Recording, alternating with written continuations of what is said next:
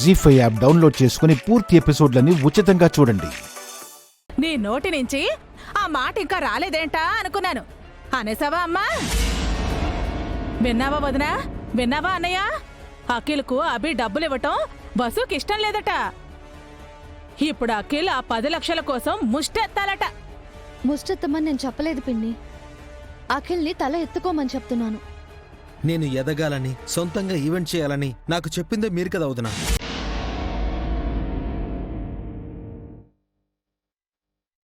ఇప్పుడు అన్నయ్య డబ్బులు ఇవ్వకుండా మీరే అడ్డుపడుతున్నారా?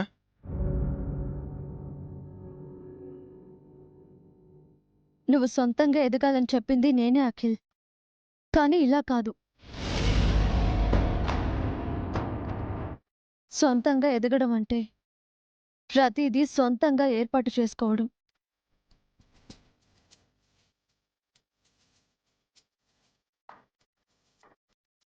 ఎవరి కాళ్ల మీద పడకుండా నీ కాళ్ల మీద నువ్వు నిలబడటం.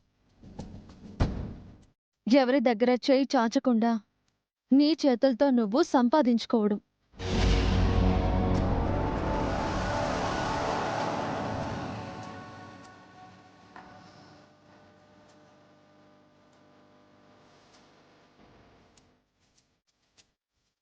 బాగా అర్థమైందమ్మా.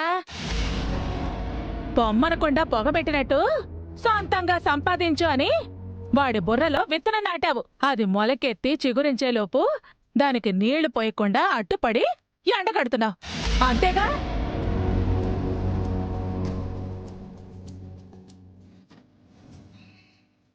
ప్రతి విత్తనానికి కాపలాదారుడు ఉండడు పిన్ని.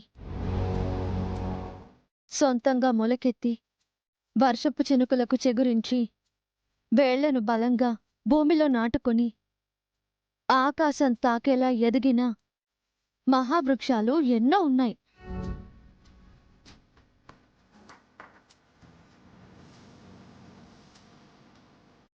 అఖిల్ కూడా అలా ఎదగాలనుకున్నాను.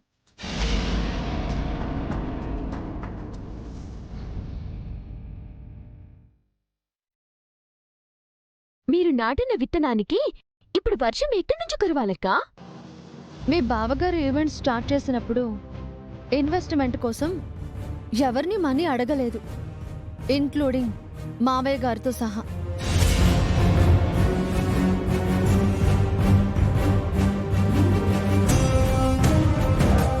ఫస్ట్ ఒక చిన్న ఈవెంట్ ఒప్పుకున్నారు. బయట కొద్దిగా అప్పు చేసి పెట్టుబడి పెట్టారు.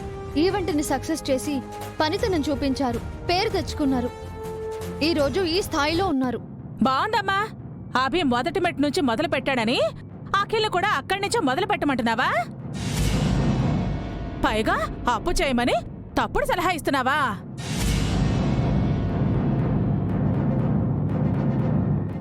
వసుగారు చెప్పింది కరెక్టే అత్తయ్య. వేల మైళ్ళ దూరం ఒక్క అడుగుతోనే మొదలవుతుంది. ఆ ఒక్క అడుగు మొదలుపెట్టి అంత దూరం ప్రయాణించాలి, కానీ అంత దూరాన్ని ఒకే ఒక అడుగులో దాటాలి అనుకోవడం ప్రమాదం కూడా.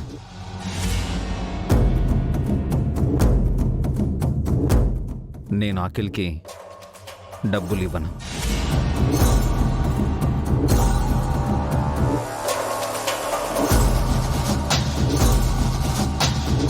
జీ5 యాప్ డౌన్లోడ్ చేసి అన్ని ఎపిసోడ్స్ పూర్తి ఉచితంగా చూడండి.